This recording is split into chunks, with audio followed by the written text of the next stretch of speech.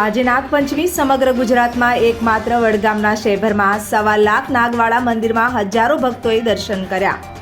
મંદિરના ટ્રસ્ટ દ્વારા આવનાર ભક્તો માટે ચા પાણી અને જમવાની અદ્યતન સુવિધા સાથેની વ્યવસ્થા. સમગ્ર ગુજરાતમાં એકમાત્ર વડગામ તાલુકાના શહેરમાં 1.25 લાખ નાગવાળા મંદિરમાં નાગપાંચમ હોવાથી હજારો ભક્તોએ દર્શન કરી ધન્યતા અનુભવી છે. ત્યારે આવનાર ભક્તો માટે મંદિરના ટ્રસ્ટ દ્વારા આવનાર ભક્તો માટે ચા પાણી અને જમવાની અદ્યતન સુવિધા સાથેની વ્યવસ્થા કરવામાં આવે છે. ત્યારે તાલુકાના પોલીસ પરિવાર દ્વારા ટ્રાફિકની સમસ્યા ન વર્તાય અને લોકોને કોઈ તકલીફ ન પડે તે માટે તેઓ ખડે પગે પોતાની ફરજ નિભાવે છે.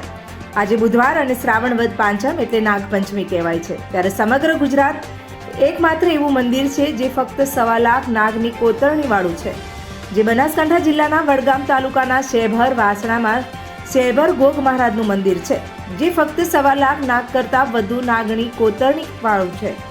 ત્યાં હજારો ભક્તો વર્ષે દાડે દર્શન કરવા માટે આવે છે. ત્યારે આજે નાગપાંચમ હોવાથી હજારો ભક્તો દર્શન કરવા માટે આવશે. ત્યારે ગોગ મહારાજ મંદિરના ટ્રસ્ટના પ્રમુખ સોમાભાઈએ જણાવ્યું હતું કે આજે નાગપાંચમ હોવાથી 50,000 કરતાં વધુ લોકો દર્શન કરવા માટે આવશે. ત્યારે આવેલ ભક્તો માટે મંદિર દ્વારા ચા પાણી અને જમવાની અદ્યતન સુવિધા સાથેની વ્યવસ્થા કરવામાં આવે છે.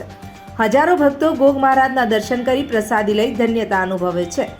ભક્તોને ગોગ મહારાજમાં અપાર શ્રદ્ધા હોવાથી ભક્તો તમામ મનોકામના પૂર્ણ કરે છે. ત્યારે નાગપંચમીનું ભક્તોનું અનેરું મહત્વ હોય છે, જેને આજે હજારો ભક્તો દર્શન કરવા ધજાઓ લઈ પગપાળા કે પોતાના વાહનો લઈને આવે છે.